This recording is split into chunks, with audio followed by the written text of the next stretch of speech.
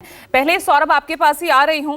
बिहार की राजनीतिक जमीन की अगर हम बात करें तो इंडिया गठबंधन, और क्योंकि आज तो राहुल गांधी पूर्णिया में होंगे, तो अब ऐसे में जब राहुल गांधी यहां एक बार फिर से जातिगत जनगणना का कार्ड खेलते नजर आए, उधर आरजेडी की अगर हम बात कर ले तो यहां शिक्षक बहाली को लेकर, नियुक्ति वितरण को लेकर वो लगातार निशाना साध रही है जेडीयू पर। अब ऐसे में नीतीश के लिए बिहार की लड़ाई, क्योंकि खबरें ये भी आ रही हैं कि सीट शेयरिंग को लेकर बीजेपी के साथ अगर उनकी होती है तो उसमें भी उनके हाथ कुछ कम ही सीटें लगने वाली है। तो यहां नीतीश की स्थिति बिहार में ये लड़ाई आसान हो गई है या उन्होंने अपने लिए एक चुनौती खड़ी कर दी है?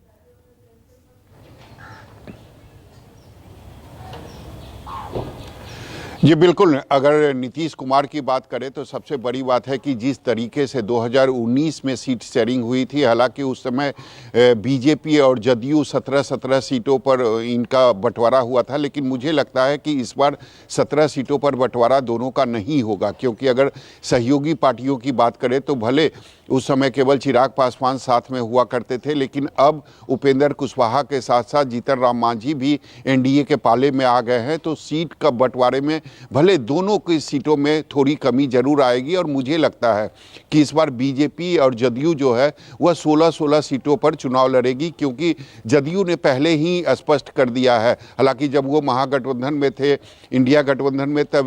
में थे, तभी उन्होंने स्पष्ट कर दिया था कि हमारे जो सिटिंग सीट है उससे कोई समझौता नहीं होगा। तो मुझे लगता है कि 16 सीटों पर 16 नीतीश कुमार की पार्टी और 16 बीजेपी लड़ेगी। इसके बाद जो 8 सीटें बचेगी उसमें भले सभी जो सहयोगी पार्टी है उनको एडजस्ट कर दिया जाएगा, और जिस तरीके से हो सकता है लोकसभा चुनाव में सीटें, हो सकता है जीतन राम मांझी हो या उपेंद्र कुशवाहा हो, उनको थोड़ा अगर कम मिलता है तो बाद में उन्हें राज्यसभा में सीट देकर उनको एडजस्ट किया जाएगा। यही बीजेपी के तरफ से लगातार बयान भी आ रहा था, और जब एनडीए में नीतीश कुमार नहीं शामिल हुए थे तो यही फार्मूला जो है वो बीजेपी के नेता अपने सहयोगी पार्टी को बता रहे थे कि नीतीश कुमार के आने से आप लोगों को कोई नुकसान नहीं होगा, जो बातें हम लोगों में हुई है वो उतना, मतलब जो आपका हक है, अधिकार है, वो आपको जरूर मिलेगा। दूसरी तरफ आज राहुल गांधी की बात करें तो निश्चित तौर पर आज कांग्रेस की एक बड़ी रैली जो है वो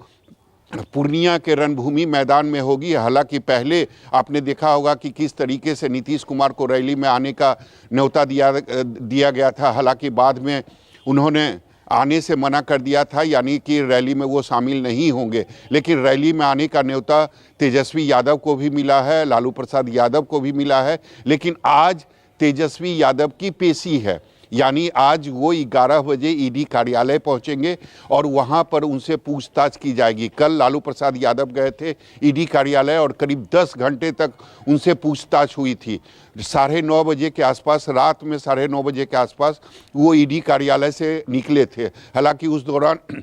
सैकड़ों की संख्या में आरजेडी के नेता, कार्यकर्ता, उनकी बेटी मीसा भारती वहीं पर थी, यानी ईडी कार्यालय के बाहर ही सभी लोग बैठे हुए थे। हालांकि बीच बीच में कई बार मीसा भारती अंदर गई थी। जब लालू प्रसाद यादव का दवाई का जो समय था तो उस समय मीसा भारती अंदर जाती थी और दवा देकर बाहर आ जाती थी। तो निश्चित तौर पर एक तरफ लालू परिवार की जो मुश्किलें हैं वो काफ़ी ज़्यादा बढ़ गई है। दूसरी तरफ अगर इंडिया गठबंधन की बात करें तो निश्चित तौर पर इंडिया गठबंधन बिहार में कमज़ोर हुई है, क्योंकि जिस तरीके से पहले ये अंदाज़ा लगाया जा रहा था कि नीतीश कुमार जिस तरफ भी रहते हैं वहाँ का पल्ला भारी रहता है, लेकिन अब नीतीश कुमार इंडिया गठबंधन को छोड़कर एनडीए में शामिल हो गए हैं, और उसका निश्चित आज भले राहुल गांधी की रैली है, लेकिन 4 दिनों के बाद यानी 4 फरवरी को बेतिया में प्रधानमंत्री नरेंद्र मोदी की रैली होने वाली है, और ऐसी संभावना भी जताई जा रही है कि वहां पर मुख्यमंत्री नीतीश कुमार जो है वो प्रधानमंत्री के साथ मंच साझा करेंगे। तो निश्चित तौर पर अगर लोकसभा चुनाव को अगर देखते हुए कहें तो निश्चित तौर पर बिहार में एनडीए का पाला नीतीश कुमार के आने के बाद मजबूत हो गया है। जी बिल्कुल, और वो साफ तौर पर दिख भी रहा है।